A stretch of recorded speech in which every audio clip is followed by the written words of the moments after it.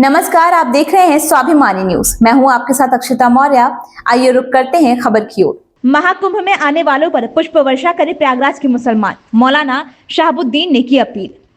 All India Muslim जमात के राष्ट्रीय अध्यक्ष मौलाना शहाबुद्दीन रिजवी ने प्रयागराज महाकुंभ मेले को लेकर सौहार्द का संदेश दिया है। मौलाना ने महाकुंभ में आए हुए सभी साधु संतों और श्रद्धालुओं को शुभकामनाएं दी। कहा कि महाकुंभ का मेला अमन व शांति के साथ संपन्न हो।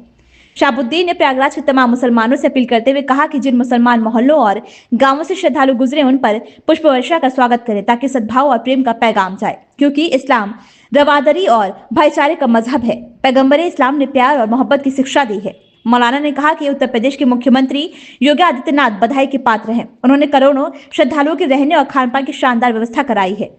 मौलाना ने आगे कहा कि मुख्यमंत्री योगी ने वक्फ बोर्ड के संबंध में जो बात कही है उनका मैं समर्थन करता हूं। अफसोसनाक पहलू यह है कि वक्फ बोर्ड पर काबिज लोगों ने करोड़ों की संपत्तियों को कौलों के भाव खुर्द-बुर्द किया है। हमारे बुजुर्गों ने जमीनों जायदाद इसीलिए वक्फ की थी। गरीब, कमजोर, लाचार मुसलमानों की मदद की जाएगी, जिन कल्याण के काम होंगे। मगर ये सब कुछ न होकर वक्फ बोर्ड के लोगों ने भूमाफियों से मिलकर गरीब मुसलमानों का सपना चूर-चूर कर दिया।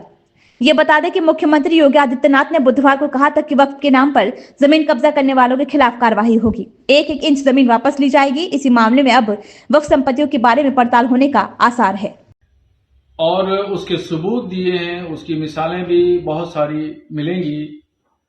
और कुंभ के मेले में जिस तरीके से अखाड़ा परिषद, नागा सन्यासियों ने और स्वामी बाबाओं ने मुसलमानों के प्रवेश पर प्रतिबंध लगाया, उस पस मंजर में अगर देखें तो खुद प्रयागराज के जो मुसलमान हैं उनमें से एक सरताज नाम के हैं, उन्होंने इस बात की जानकारी दी और कहा, एलानिया तौर पर इस बात को कहा कि जो जमीन है, जिस जमीन के बहुत सारे हिस्से पर जो शामियाने तंबू वगैरह लगाए गए हैं, इंतजामात किए गए हैं, मेला लग रहा है, ये वक्फ की जमीन है और वहां के मुसलमानों की जमीन है।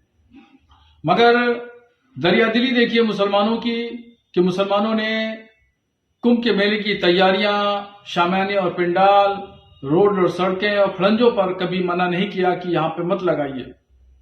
और तंगदिली देखिए अखाड़ा परिषद के लोगों की कि वो लोग जो है वो मुसलमानों के प्रवेश पर वहां पे ठेला लगाने, खोंचा लगाने से भी मना कर रहे हैं कि वहां कोई भी मुसलमान एंट्री नहीं करेगा।